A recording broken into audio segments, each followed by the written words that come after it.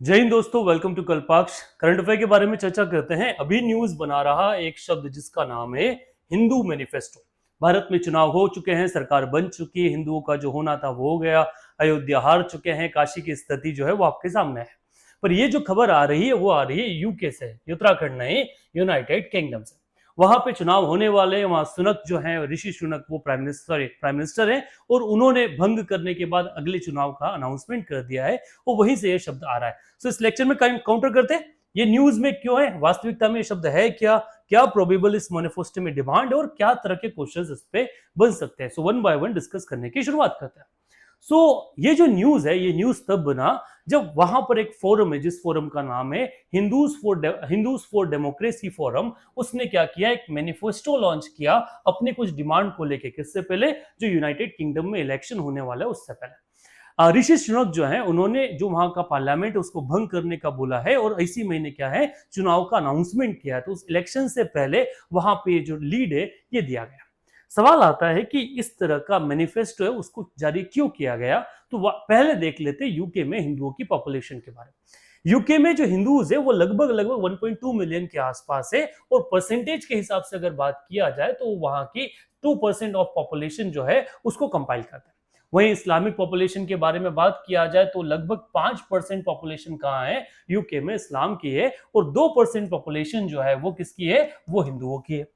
अब over the period of time क्या है, वहां पे अलग अलग इश्यूज जो है वो इश्यूज होते गए। तो एक फोरम क्रिएट हुआ जिस फोरम का नाम है हिंदूज फॉर डेमोक्रेसी फोरम। इसमें टोटल 15 अलग अलग ग्रुप्स हैं, जिसमें स्टूडेंट ग्रुप अलग है, मंदिरों का स्वामीनारायण ट्रस्ट वो अलग है, तो जो हिंदुओं के वो आवाज को उठाते हैं ऐसा एक ग्रुप है। इशू की शुरुआत होती है हिंदुओं के खिलाफ बढ़ते क्राइम को लेके। यूनाइटेड किंगडम में एक रेशियल डिस्क्रिमिनेशन चल रहा है। जनरली हम क्या देखते हैं कि over the period of time Bharat को तो अलग अलग मुद्दों पे क्रिटिसाइज किया जाता है, पर वर्ल्ड मीडिया जो वर्ल्ड में हिंदुओं के खिलाफ रेशियल डिस्क्रिमिनेशन, रिलीजियस डिस्क्रिमिनेशन उसको नहीं दिखाता, बट वैसा हो रहा है। यूके में हम कई बार देख चुके हैं जहां हिंदुओं को टारगेट किया गया, हिंदू फैमिलीज को टारगेट किया गया, स्कूल्स में हिंदू जो बच्चे उनको टारगेट किया गया और कई लोगों ने आके बयान दिया कि वो अपने बच्चों को स्कूल इसलिए नहीं भेजना चाहते क्योंकि वहां उनको फोर्स किया जाता है कन्वर्जन के लिए। और ये फोर्स क्रिश्चियन तो कर ही रहे, साथ ही साथ इस्लामिक पीपल जो है वो भी फोर्स कर रहे हैं कि क्या किया जाए, हिंदुओं को कन्वर्ट किया जाए। इस सारे कारणों से ये जो बढ़ता हुआ जो क्राइम है हिंदुओं के खिलाफ, इस कारणों से बढ़ने के कारण वहां की जो फोरम है उसने क्या किया, एक मैनिफेस्टो निकाला और उसमें कुछ 7 डिमांड जो है वो 7 डिमांड निकालकर वो लोग लेके आए। वो जो 7 डिमांड है वो क्या क्या है उसके बारे में अगर चर्चा की जाए तो पहला डिमांड क्या कहता है, recognise anti Hindu hate as religious hate crime and proscribe organisation and individual engage in it.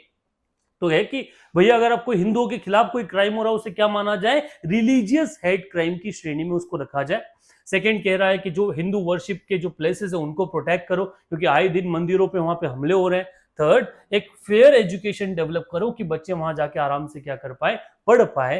Next, the equal representation and opportunities for Hindus, वहां की जो अलग अलग राइट्स, क्योंकि अब हिंदू वहां के रहन निवासी हो चुके ना, तो उनके लिए इक्वल रिप्रेजेंटेशन होना चाहिए, उनको माइनॉरिटी राइट जो है वो मिलना चाहिए। स्ट्रीमलाइनिंग इमिग्रेशन, उनका जो इमिग्रेशन वाला जो पार्ट है उसको इजी करो, उनको टेररिस्ट की नजर से नहीं देखा जाए, उनके इमिग्रेशन में प्रॉब्लम जो है वो क्रिएट न करो। Health care and social care में उनका एक्सपांशन करो और एनकरेजिंग द प्रोटेक्टिंग धार्मिक वैल्यूज, जो हिंदुओं की अपनी धार्मिक वैल्यू है उनको प्रोटेक्ट करने का काम करो। तो इन 7 डिमांड के साथ वो जा रहे हैं। मैं वहां की जो पॉलिटिकल पार्टीज उनको प्रेशराइज कर रहे हैं कि अगर उनको उनके वोट चाहिए तो वो इन मुद्दों को क्या करे, माने, उनको एक्नॉलेज करे। यहां से क्वेश्चन के बारे में बात करें तो एज जनरल ऐसा कोई क्वेश्चन नहीं आएगा। क्वेश्चन कोई पूछ ले हिंदू मैनिफेस्टो जो है वो कहां से निकाला गया, इस तरह का एक क्वेश्चन कभी एमसीक्यू में आ जाए, बट जनरली हमारा मानना है कि ऐसा कोई भी क्वेश्चन नहीं पूछा जाएगा।